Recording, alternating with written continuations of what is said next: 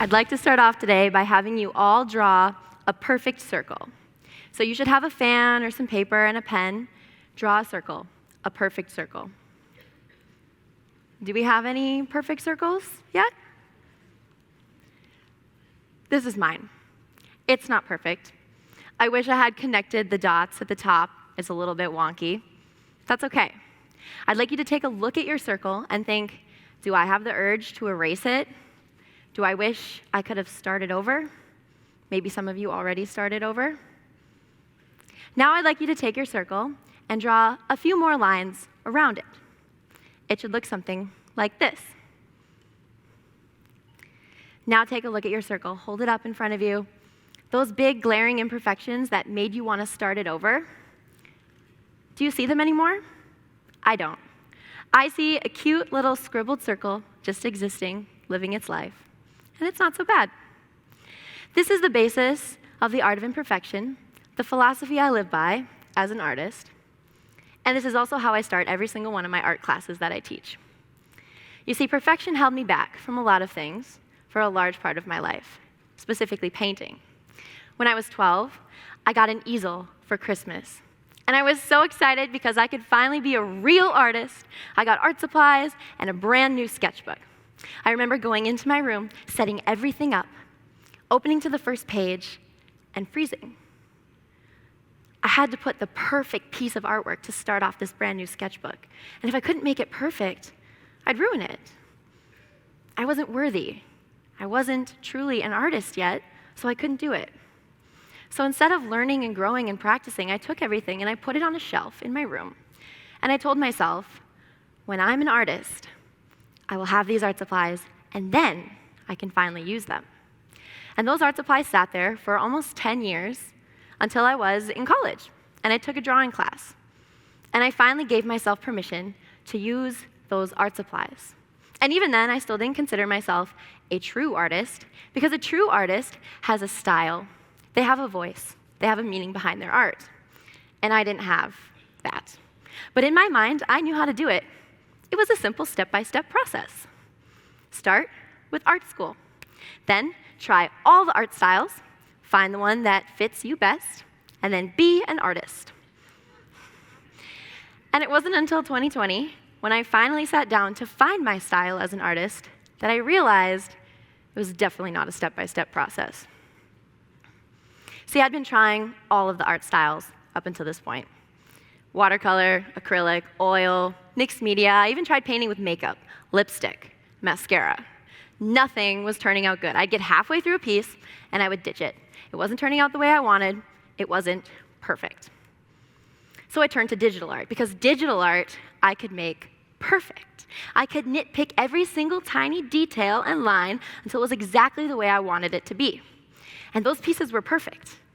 The only problem was, I hated making them. I'd be hunched over my computer for hours on end, staring at a screen, just waiting for it to be exactly how I wanted it to be. But I shared them anyways because they were perfect, and I was proud of them, and I spent a lot of time on them. And then one day, I got a phone call from my mom. She was not a fan of the swear words in my artwork, and she was definitely not a fan of the nudity in my artwork. And she told me I should stop sharing them on social media, because what if people saw them? What if they didn't like them? What if they were offended or they're inappropriate? And I hung up the phone and I was frustrated. I was upset because I had spent all this time creating this perfect piece of artwork that I didn't even enjoy making. And now I was being told that it's not perfect. I shouldn't share it. It's not what I should create. So I decided I would put my feelings on paper. I wanted to create a piece of art like any artist does. The only problem was, up until this point, I hadn't made a perfect piece of artwork. I hadn't even been able to finish one. And I sat down and I thought, well, maybe if I just tell myself the finished piece is going to be horrible and it's not going to be good, then I can finish it, because if it turns out bad, that's what I was expecting, so it's fine. So that's what I did. I gave myself permission to just explore. I used my art supplies in the wrong way. I used the wrong paper, a broken pen. I dried my paint off with a paper towel. which if my art professor was here today, he'd be shaking in his seat. That is such bad form as an artist. But in the end, I ended up with a piece of art that I actually kind of liked. And more importantly, I had fun making it, and I was excited, and I wanted to share it, show it to the world. But then those voices started coming inside my head. What if mom calls me again and says that it's inappropriate? What if people tell me that it's bad or that I did it incorrectly? And then I realized I shouldn't care what other people think. I spent all this time, and I finally made a piece of art that I was kind of proud of. I should share it. I should show it to the world. So I posted it on TikTok with a cute little voiceover, and I went to bed. I'm going to share that with you right now. Hey artists, I'm here to tell you to stop caring what other people think about your artwork, okay? Some people aren't going to like your artwork, and that's fine. So stop listening to the people who tell you that your artwork's ugly. Stop listening to the people who tell you that it's bad or that it's inappropriate, okay? Create what you want to create, because your artwork is unique. It's beautiful. It's unique to you.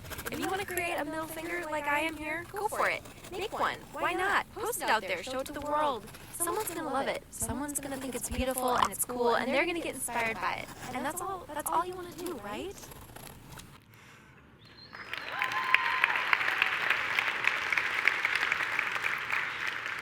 So I have a confession to make.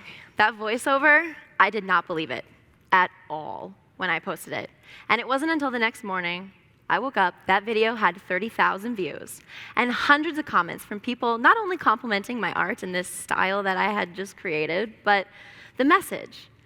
People were relating and realizing that they too needed encouragement to share the things that they wanted to share without worrying what other people thought. And within a few days, that video had 250,000 views.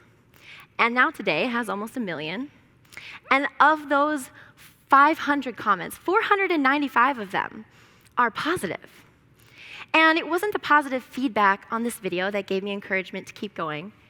It was the community. And I realized that that middle finger that I had painted wasn't me telling everybody else who didn't like my artwork to get lost. It was me telling those voices in my head that were worried what they thought to get lost. And that voiceover, I wasn't trying to inspire other people.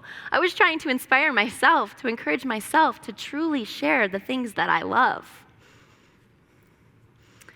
So this is my art in 2020, right after I posted that middle finger video. And every time I created a piece of art that I kind of liked a little bit, I gave a middle finger to those thoughts in my head, and I shared it.